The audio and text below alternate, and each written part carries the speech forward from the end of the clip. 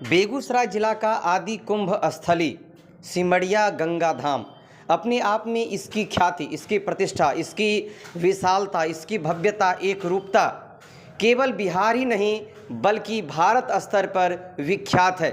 इसकी कीर्ति विश्वव्यापक और अपने आप में अद्वितीय है, अविरल है। कार्तिक महीना का योग और सिमड़िया गंगा घाट पर मास करने वाले तमाम महीने भर तक गंगा घाट पर रहने वाले लोगों की विश्वास, उनकी आस्था देखते ही बनती है। कार्तिक का महीना है और यहाँ पे मास का पावन तीर्थ प्रारंभ हो गया है जो 1 महीने तक चलता है और इसके निमित्त प्रथम यात्रा जिसका आयोजन किया जाता है वहाँ क्षेत्र भ्रमण का आयोजन होता है, जहाँ लोग गोविंद हरे गोपाल हरे के महामंत्र के साथ परिक्रमा करते हैं। यह परिक्रमा अपने आप में पग पग पर अत्यंत फलदायी होता है, जिसकी महिमा शास्त्रों में कही गई है। हालांकि स्वयं चितात्मन दास जी महाराज इस पूरे परिक्रमा का आयोजन करते हैं, उसका नेतृत्व करते हैं। स्थानीय प्रशासन के द्वारा समुचित व्यवस्था की जाती है, क्योंकि यह केवल बेगूसराय जिला में सिमड़िया गंगा घाट पर चलने वाला कल्पमास का मेला नहीं होता है। इसमें यह परिक्रमा नहीं, अविरल यह यहाँ की आस्था, यहाँ की श्रद्धा, यहाँ की भावना का एक विशेष संयोग होता है जो अपने आप में कहें तो इतना सुखद होता है, जिसकी छवि छटा आप देख रहे हैं। कई किलोमीटर तक लंबी लाइन, जहां हजारों की संख्या में श्रद्धालु हाथ में ध्वज लेकर और बस केवल एक ही शब्द रहता है, गोविंद हरे गोपाल हरे। वहीं इसकी जानकारी देते हुए सिद्धपीठ काली आश्रम के परम पूज्य यहाँ के संरक्षक, यहाँ के व्यवस्थापक चितात्मन दास जी महाराज, जिनके द्वारा इन चीज़ों को जरूर दोहराया गया कि ये सनातन धर्म की अविरलता है। यूँ तो कार्तिक महीने का महत्व कई शास्त्रों में अलग अलग तरीके से वर्णित है, वह व्याख्यान में आया है और उसमें भी यह मिथिला की पावन धरा है, यह मिथिला की परम अलौकिक धराधाम है, जहाँ पूरे महीने लोग माँ गंगा के तट पर आकर पूरे महीने यहाँ कल्पमास का जो मेला आयोजित होता है उसमें रहते हैं, मास करते हैं। ये यहाँ के लोगों की एक पहचान है, एक निष्ठा है। साथ ही पिछले अनवरत वर्षों से जिसका कहें तो अब एक काफ़ी लंबा चौड़ा इतिहास हो गया है। लोग यहाँ पे रहकर माँ काली की, माँ गंगा की पूजा करते हैं, उनकी भक्ति भावना करते हैं। जब उनसे सवाल किया गया कि परिक्रमा का क्या अभिप्राय है, क्या औचित्य है, तो उन्होंने स्पष्ट रूप से बताया कि इस कलयुग में, इस कार्तिक महीने में गंगा तट के पास जो यह परिक्रमा आयोजित होती है कल्पवासियों के द्वारा, इस परिक्रमा में जो लोग शामिल होते हैं, शास्त्र विदित है कि उन्हें प्रत्येक पग पर अश्वमेघ यज्ञ के फल की प्राप्ति होती है, क्योंकि यज्ञ जैसा उतनी वरी कृति, उतना वारा सामर्थ्य और अश्वमेघ यज्ञ अब इस कलयुग में नहीं हो सकता। तो यह परिक्रमा वह अनंत फलदायक है, पुण्यदायक है, जिसकी व्याख्या शास्त्रों में की गई है, शास्त्रों में वर्णित है। हालांकि इसमें तमाम श्रद्धालु स्त्री पुरुष बड़े ही मनोरम तरीके से परिक्रमा में शामिल हुए।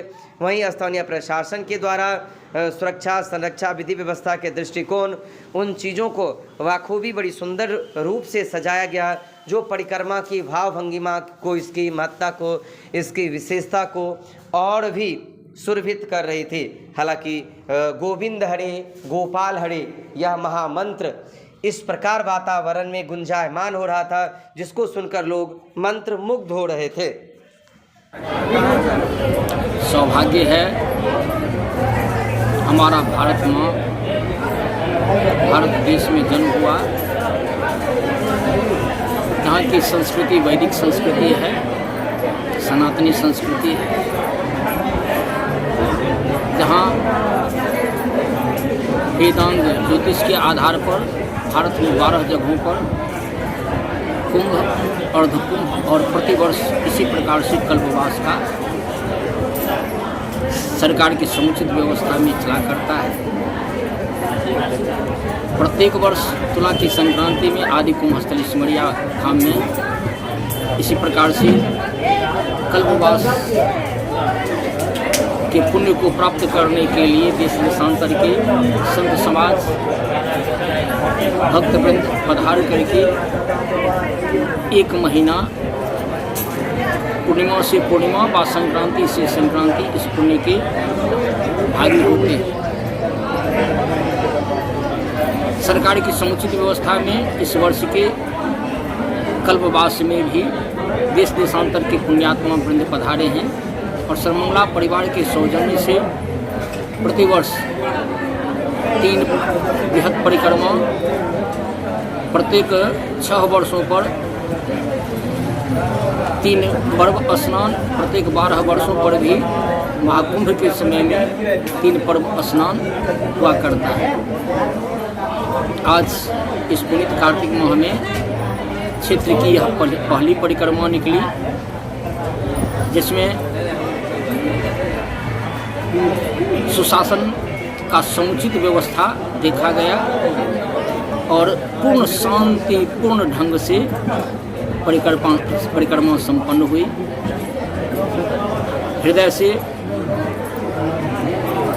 साधुवाद देते हुए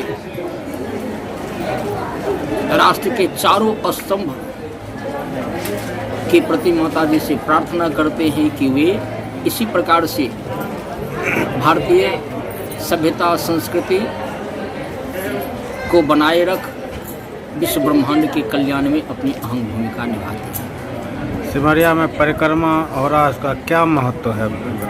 परिक्रमा में शास्त्र के मुताबिक पग पग पर अश्वमेघ यज्ञ करने का फल प्राप्त होता है। अश्वमेघ